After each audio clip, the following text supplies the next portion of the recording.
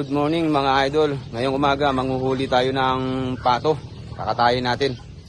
Tara idol, huli tayo ng isang pato. Pakainin muna natin sila para madaling huliin mga idol.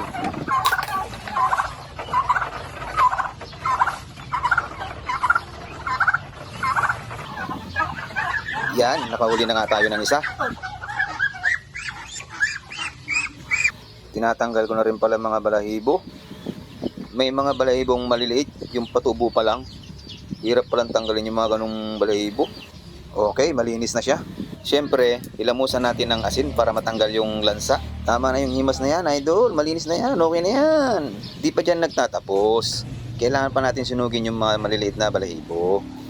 Para pag kinain mo, wala kang makikitang balahibo. Ayan, mabilisang katay, tapos na agad. Hinugasan ko na rin. Siyempre, ang kasunod niyan, gagayat na tayo ng sibuyas, bawang, luya. The best na luto ang gagawin sa pato, lutong adobo. Okay, nilagay na lahat ang rekado. Toyo, asin, asukal, paminta, at magic sarap. I-marinate muna natin ng 15 minutes para kumapit ang lasa at mas masarap.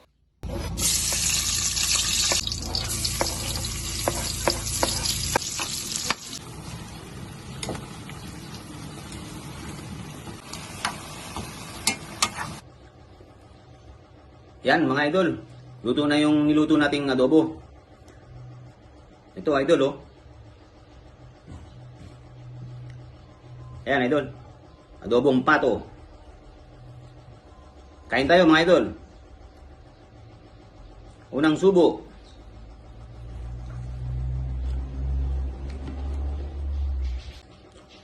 Sarap idol. Kain.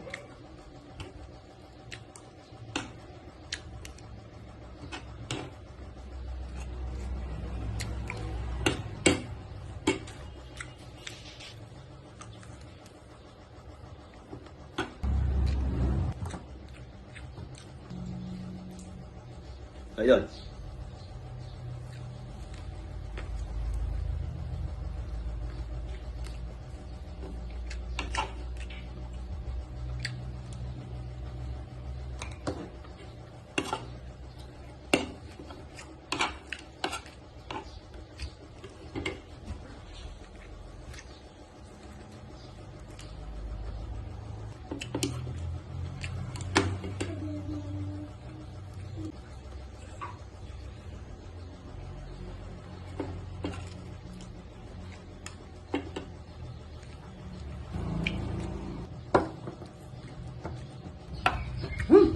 Sarap!